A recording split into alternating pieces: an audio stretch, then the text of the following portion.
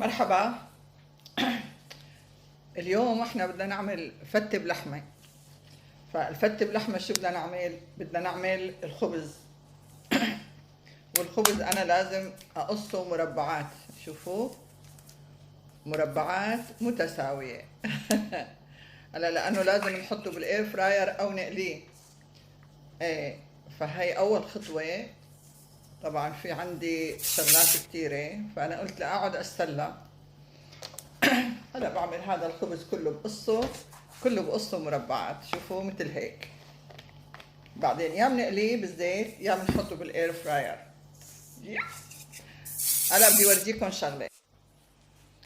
شوفوا، هذا الفجل اللي انا زارعته، شايفين؟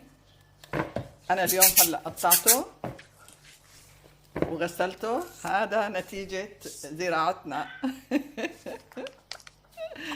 ايه، هلا انا راح اروح اطلع اورجيكم. هاي النعناع، شوفوا، هذا نعناع، هاي كلها زراعتنا. خليني بس ورجيكم الفجل اللي انا زرعته. تمام.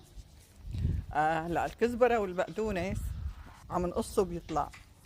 هاي كزبره وهذا بقدونس وهذا الفجل. بدي اصور لكم الفجل من جوا. شوفوا، شوفوا طالع، شايفين؟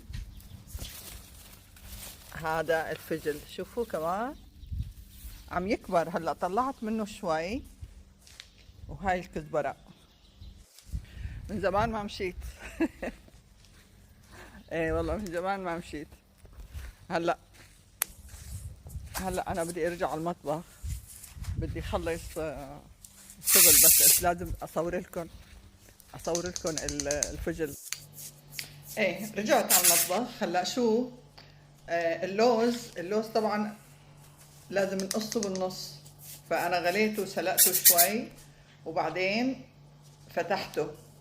هذا اللوز، هذا الوحدة بنقشرها وبعدين بنعملها بهالطريقة، بصير قطعتين. فكله هيك بدنا نعمله، كله بنعمله بهالطريقة بصير قطعتين. فأنا عملت هذا اللوز لازم ينحط على الفتة. احنا بنحطه على الأكل وعلى الرز، صنوبر ولوز. فامبارح خلصت فعملتهم هلأ. اوكي، عم بسلي حالي بالمطبخ. خليني اخلص الخبز وبعدين شوي شوي